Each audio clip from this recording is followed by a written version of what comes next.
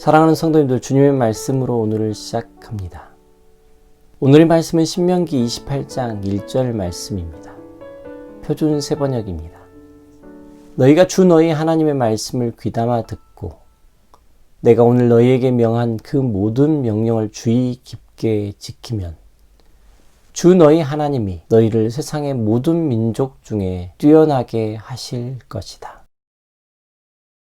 하나님은 우리에게 하나님의 말씀을 듣고 지키면 복으로 인도하시겠다고 말씀하십니다. 저주를 경험하지 않을 것이라고 말씀하십니다. 신명기를 통하여 지금까지 나누었던 것을 간단히 정리해 볼까요? 하나님의 말씀이 복과 저주를 나누는 기준이 됩니다. 왜 하나님의 말씀만이 기준이 된다고 말하고 있나요? 하나님은 사람의 손으로 만든 하나님이 아니십니다. 인생의 상상으로 만들어지지도 않으셨습니다. 오히려 하나님의 말씀으로 인생이 창조되었고 하나님의 계획을 인생에게 두셨습니다. 하나님이 우리의 근원이십니다. 창조자이시고 설계자이십니다. 때문에 하나님의 말씀은 인생을 제대로 작동하게 하는 근거이고 인생의 매뉴얼입니다. 하나님의 명령은 분명합니다.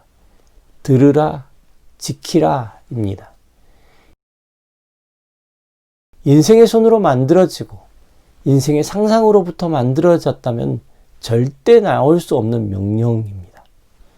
분명한 기준을 가진 명령을 하나님은 우리에게 주셨습니다. 신명기 28장에 하나님의 명령에 청종하지 않고 순종하지 않아 저주를 받은 사람에 대해서 전적인 동의가 되는 표현이 있는데 들어보십시오. 67절입니다. 너희가 두려움과 공포에 사로잡혀서 너희의 눈으로 보는 것마다 무서워서 아침에는 저녁이 되었으면 좋겠다고 하고 저녁에는 아침이 되었으면 좋겠다고 할 것이다. 혹시 최근에 이런 표현을 자주 하고 계시지는 않으신지요? 아침이 오는 것이 두렵다.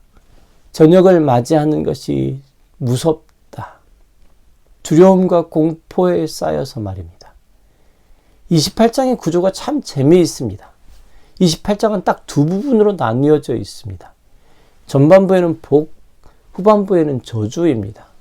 분량으로는 저주에 대한 분량이 복에 대한 분량보다 2배나 많습니다. 저주의 양이 훨씬 많은 것입니다. 우리의 삶에서 표현될 수 있는 것도 참 많습니다. 분량은 적어도 주님의 말씀을 듣고 실행하는 복은 어두움을 물리칩니다. 왜냐하면 하나님은 빛이시기 때문입니다. 하나님의 말씀은 우리 발에 등이 되시고 빛이 되시기 때문입니다. 어두움은 그냥 물러가는 것이 아니라 빛이 들어올 때 물러가는 것입니다. 작은 불에도 어두움은 물러가는 것입니다. 저의 기도는 단순합니다. 아침을 주님의 말씀으로 맞이하게 하소서. 두려움과 공포로 맞아서 저녁이 되었으면 좋겠다고 생각하지 않게 하소서. 저녁은 감사로 맞이하게 하소서. 하루를 인도해 주신 하나님 앞에서의 감사로 맞이하는 저녁. 빨리 이 저녁이 지나갔으면 좋겠다고 생각하는 저녁이 아니게 하옵소서. 기도합니다. 소망합니다. 말씀이 지배하는 나입니다. 그것을 소망합니다. 복의 나 말입니다. 공포와 두려움이 지배하는 내가 아니라 저주에 끌려다니는 내가 아니라 들으라 지키라 말씀하시는 주님의 말씀이 내 귀에 쟁쟁한 그 사람으로 살아가기를 소망합니다. 이 시간 다 함께 기도하겠습니다.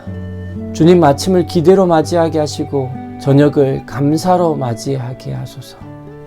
하루 나의 삶을 지배하는 것이 두려움과 공포가 아니라 살아계신 하나님의 말씀이게 하옵소서.